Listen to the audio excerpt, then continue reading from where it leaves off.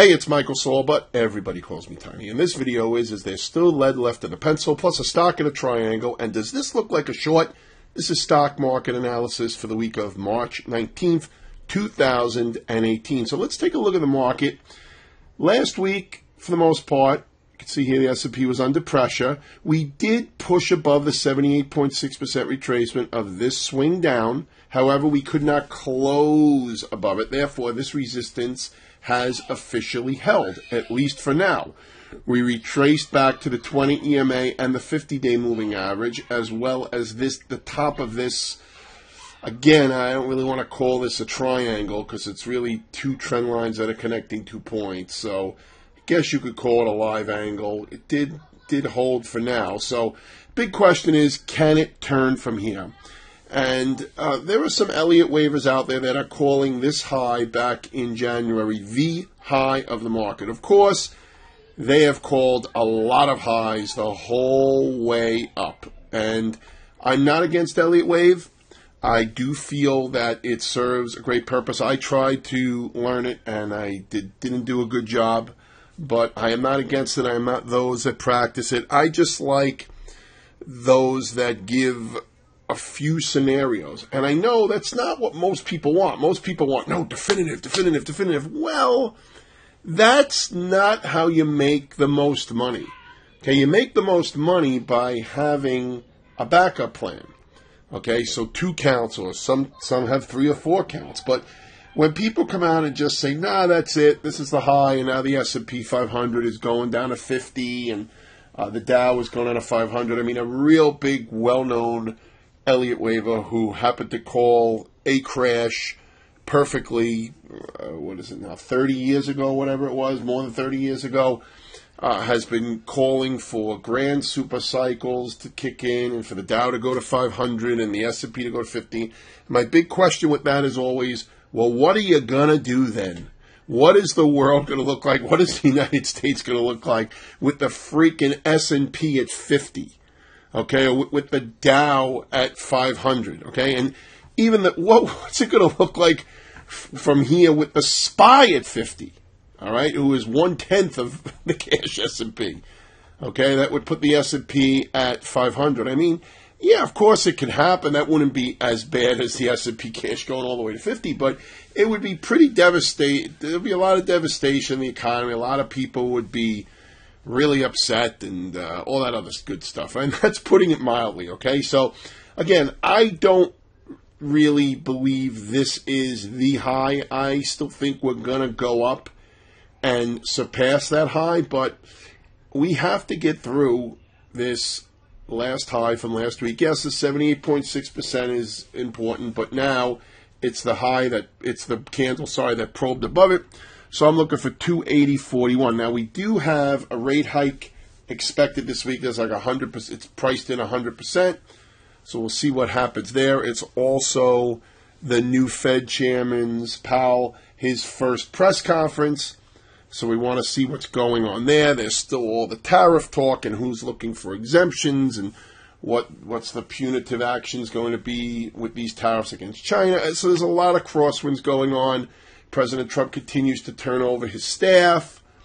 One of the latest was the Secretary of State this past week. So there's a lot of things going on here that can affect the market on the short term with some short-term volatility. But overall, there's I don't have any real signals that are saying this is the be-all, end-all high. Okay, but I still have to look at this corrective move and say, if we slammed into this 78.6 and it held, then yeah, we could be going down, taking out the 200-day and taking out this low. That was my initial call as we were starting to bounce. If you remember, you can go back a couple of weeks of videos and look at it for yourself. So I am definitely not ruling that out. I just believe that after that is done, if that is what's going to happen, then yeah, we will go see new highs. So with the rate hike coming, everybody knows it's coming, or at least they believe it's coming. What could cause a problem is if it were 50 basis points. Don't think that's going to happen. I think there's an 18% chance I read of that happening. So overall, I don't think that a rate hike is going to be the reason for a sell-off this week. All right, let's take a look at the rest of the market. Here's the Dow. And the Dow performed, Dow is actually triangulating here. No, this is not the triangle that I talked about, or I alluded to, rather, in the title. Let's see, you got this, you can do this a little bit and try to screw this triangle up a little bit here. All right, so it's not that great, but it's there. The top line isn't that great, but you do have 3 points down here. So this is absolutely an official triangle here. So I want to see which way the Dow is going to go from here. One of the stocks that caught in the crossfire of the tariffs is Boeing, and that's why Boeing has been under pressure, and it's bleeding out into the Dow because it's a Dow component. So this is a nice triangle here. This is what a triangle is supposed to look like. So let's see which way it goes. It is under the 50 and the 20, but it's above the 200, so there's no bias here. But one way or the other, and if it does break down, the Dow doesn't really lead, but it's more than likely not going to break down all by itself. So, we can watch that because the SPY may not be giving us as good of a pattern. Okay, here's NASDAQ, which is acting better. You can thank Mr. Bezos, okay, who is finally, Amazon is finally seeing a pullback here after popping up to 1617. Wow, watch the 20 EMA. Other NASDAQ stocks like Apple, Facebook, okay, and of course, Facebook it's considered a tech stock, but there was news Friday about data breach, and that could be a problem on Monday, so we want to see that. I'm here already, so might as well continue with some of the NASDAQ stocks. Netflix looking really nice up here. How about the Google, aka Alphabet? A little sloppy, but not that big of a deal. Broadcom and Qualcomm, that deal got smushed. Citing, what the heck where's Qualcomm? Here's Qualcomm. Okay, citing, hey, a threat to national security. Sorry, there's the symbol. It got changed, and I had forgotten about that. All right, so there's Broadcom and Qualcomm. It was going back and forth there. They were going to merge, and then it was squashed due to the 5G and national security, all that good stuff. You can read all about it. It's all over the interwebs. What about the small caps? So small caps also acting well, not as well as the NASDAQ, but not as poorly as the S&P and the Dow. So that's good. Here's the mid caps. Looks like the S&P for the most part here. Okay, so lagging a little bit with the small caps. Let's go into semiconductors, acting well. NVIDIA coiled up right here under the highs. That's called a dynamite triangle. Intel acting okay. KLA 10 core acting nice too. A little bull flag. How about the banks? Banks are still in a triangle. They pushed out a little bit, but came right back in, so you probably have to adjust this. It's a little sloppy here. Bank of America, Citigroup is lagging in the sector. Here's JP Morgan, which we can put on with a bit of a triangle here. Okay, how about Northern Trust? And then you got broker-dealer, a little bit of a bull flag here, Goldman. And there was a nice article in Barron's this week about the new head of Goldman and how he has to get trading up because trading is doing really poorly the last few years thanks to market volatility. But it's coming around. It's cyclical and it should come around. That's basically what the article said. How about biotechs? Let's look at some biotechs. Yeah, so the biotechs pushed out here, have now pulled back a little bit. Let's see if they hold the 20 EMA. Okay, this is not really a biotech, more like a medical device company, but here you have a nice little coil here, ALGN. Here's Biogen, up to the 20 EMA with the reversal. Here's Gilead, more sloppy than anything. Okay.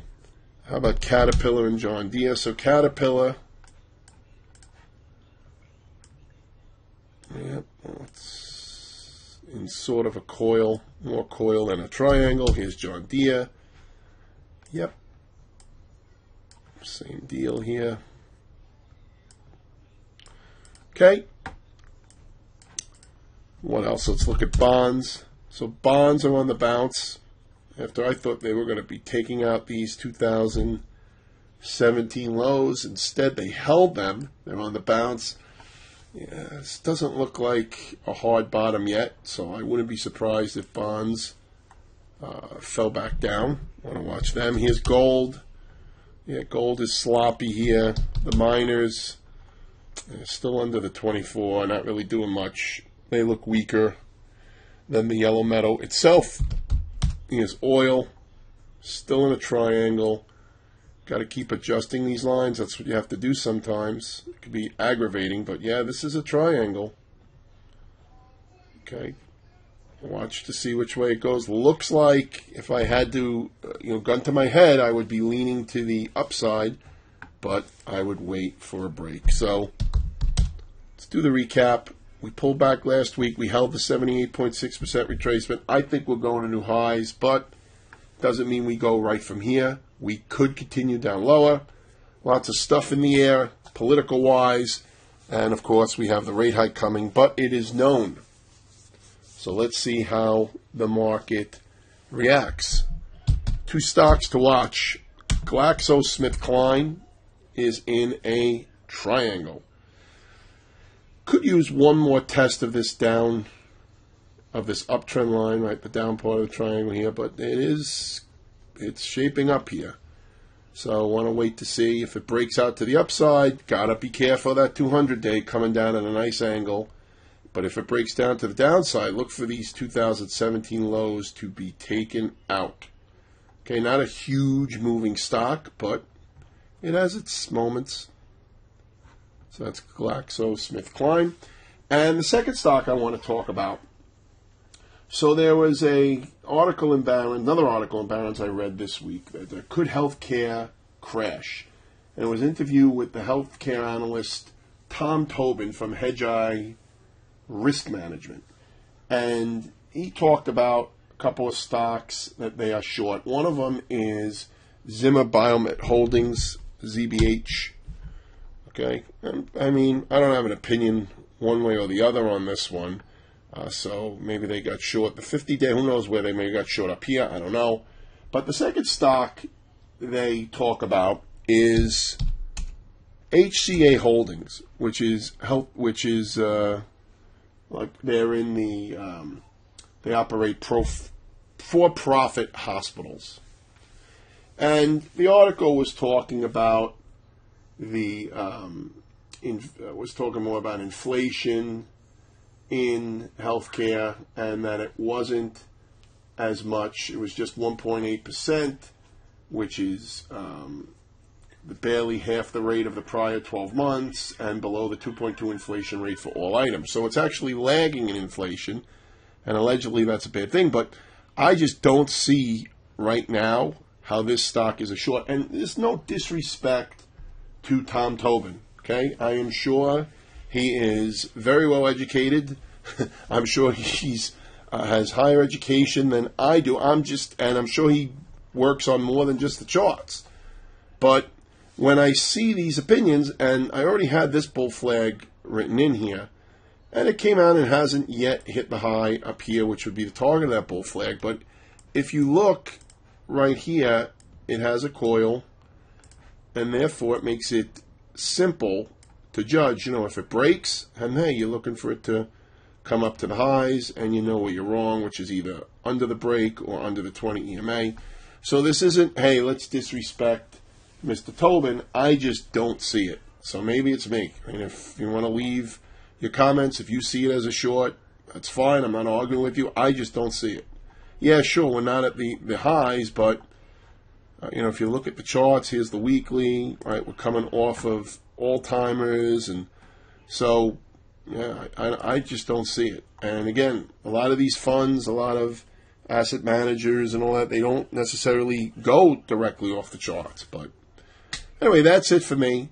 Website is still down. I am still in negotiations with where I'm going to place it on the server. We're going to have a bunch of content on it, including a blog and chance to sign up for any mini course and weekly newsletter with daily updates. So when that comes out, I'll be sure to update everyone in the video. Until then, if you're already on the intraday list, well, you'll get, intra-week list, you'll get updates as I have them. Otherwise, I will talk to you in next week's video. Have a great trading week.